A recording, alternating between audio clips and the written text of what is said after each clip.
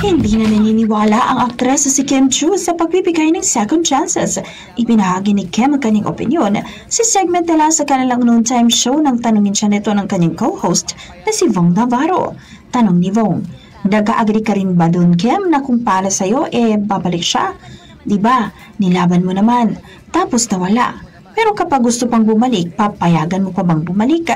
Sagot naman ni Kim, sa pagmamahal, ilalaban mo naman talaga. Ako kasi yung taong kapag iniwan na, bakit mo ko iniwan, diba? So, hindi na.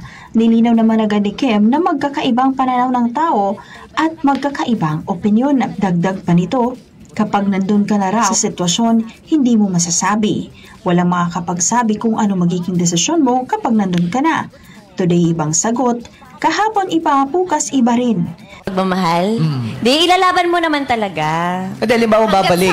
Diba, nilaban mo naman. Tapos nawala. Pero pag gusto pang bumalik, hirap nun. papayagan mo ba bang bumalik?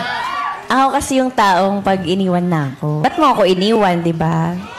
So, hindi na. Correct. Wala talagang makakapagsabi. Marami namang fans na napakoment at iniugnay na sabi ni Kim sa ex-boyfriend nito na si Zian Lim. Samantala, ibinulgan ng Miss Universe owner na si Anjak Rajatatep na hindi pala nag-resign ang dating may-ari ng Miss Universe na si Paula Sugar, kundi ay tinanggal ito.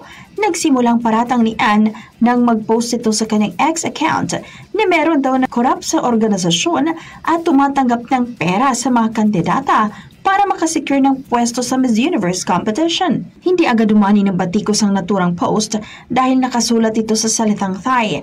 Nang maisalin ito sa wikang Ingles, ay doon na napag-alaman na si Paula Sugar ang pinatatamaan ni Anne. Nilino naman ni Anne sa isang article na hindi nag-resign si Paula kundi tinanggal ito sa kanyang pwesto. Yan ang ating entertainment news. Alex Foraket, Tatak RMN.